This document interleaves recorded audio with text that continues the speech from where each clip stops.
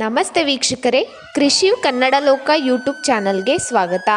ಯಾರೆಲ್ಲ ನಮ್ಮ ಚಾನಲನ್ನು ಹೊಸದಾಗಿ ನೋಡ್ತಾ ಇದ್ದೀರಾ, ದಯವಿಟ್ಟು ನಮ್ಮ ಚಾನಲನ್ನು ಸಬ್ಸ್ಕ್ರೈಬ್ ಮಾಡಿ. ಹಿಂದೂ ಶಾಸ್ತ್ರದ ಪ್ರಕಾರ ಈ ಮಾವಿನ ತೋರಣಗಳು ಕೇವಲ ಅಲಂಕಾರಿಕ ಸಾಮಗ್ರಿ ಮಾತ್ರವಲ್ಲ, ಇದು ಧಾರ್ಮಿಕ ಮಾನ್ಯತೆ ಹೊಂದಿದೆ. ಕುಟುಂಬದಲ್ಲಿ ಸಂತೋಷ ಮತ್ತು ಸಮೃದ್ಧಿಗಾಗಿ ಇದನ್ನು ಮನೆಯ ಮುಂಬಾಗಿಲಿಗೆ ಕಟ್ಟಲಾಗುವುದು. ಹಿಂದೂ ಧರ್ಮದಲ್ಲಿ ಮಾವಿನ ತೋರಣಕ್ಕೆ ವಿಶೇಷ ಮಾನ್ಯತೆ ಇದೆ. ಪ್ರತಿ ಮನೆಗಳಲ್ಲೂ ಈ ಮಾವಿನ ತೋರಣವನ್ನು ಕಾಣಬಹುದಾಗಿದೆ.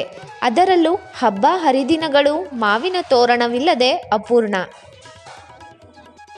ಹಿಂದೂ ಶಾಸ್ತ್ರದ ಪ್ರಕಾರ ಈ ಮಾವಿನ ತೋರಣಗಳು ಕೇವಲ ಅಲಂಕಾರಿಕ ಸಾಮಗ್ರಿ ಮಾತ್ರವಲ್ಲ, ಇದು ಧಾರ್ಮಿಕ ಮಾನ್ಯತೆ ಹೊಂದಿದೆ.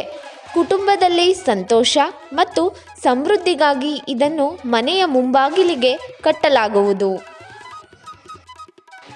ವಾಸ್ತುಶಾಸ್ತ್ರದಲ್ಲಿ ಹಲವು ರೀತಿಯ ಕ್ರಮಗಳನ್ನು ಹೇಳಲಾಗಿದೆ. ಈ ಕ್ರಮಗಳನ್ನು ಮಾಡುವುದರಿಂದ ವ್ಯಕ್ತಿಯ ದಿನವು ಬದಲಾಗುತ್ತದೆ. ವಾಸ್ತು ಪ್ರಕಾರ ಯಾವುದನ್ನಾದರೂ ಸರಿಯಾದ ರೀತಿಯಲ್ಲಿ ಅನ್ವಯಿಸಿದರೆ ಅದು ಸಕಾರಾತ್ಮಕ ಪರಿಣಾಮವನ್ನು ನೀಡುತ್ತದೆ.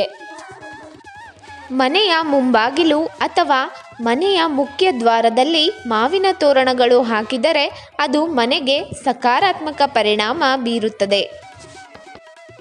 ಅಲ್ಲದೆ ಆ ಮನೆಯಲ್ಲಿ ಲಕ್ಷ್ಮಿ ನೆಲೆಸುತ್ತಾಳೆ ಎಂಬ ನಂಬಿಕೆ ಇದೆ. ಮನೆಯ ಮುಖ್ಯ ಬಾಗಿಲಿಗೆ ತೋರಣ ಹಾಕುವುದರಿಂದ ಮನೆಯಲ್ಲಿ ಧನಾತ್ಮಕ ಶಕ್ತಿ ಇರುತ್ತದೆ. ಹಣಕಾಸಿನ ತೊಂದರೆಗಳಿಂದ ಮುಕ್ತಿ ಸಿಗಲಿದೆ.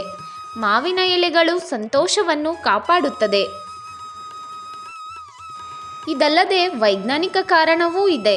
ಮಾವಿನ ಎಲೆಗಳಿಗೆ ಇಂಗಾಲವನ್ನು ಹೀರಿಕೊಳ್ಳುವ ಶಕ್ತಿ ಇದೆ.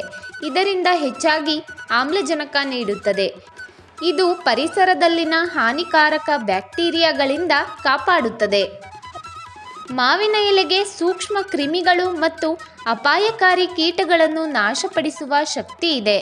ವ್ಯಕ್ತಿಗಳು ಮನೆಯ ಹೊರಗಿನಿಂದ ಒಳ ಪ್ರವೇಶಿಸಿದಾಗ ಇಂತಹ ಬ್ಯಾಕ್ಟೀರಿಯಾಗಳನ್ನು ಕೊಲ್ಲುತ್ತದೆ.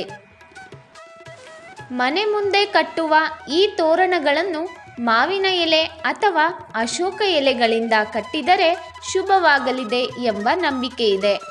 ಇನ್ನು ಇದರ ಜೊತೆ ಚೆಂಡು ಹೂವಿನ ತೋರಣವನ್ನು ಅನೇಕ ಸಂದರ್ಭದಲ್ಲಿ ನಾವು ಕಾಣಬಹುದು.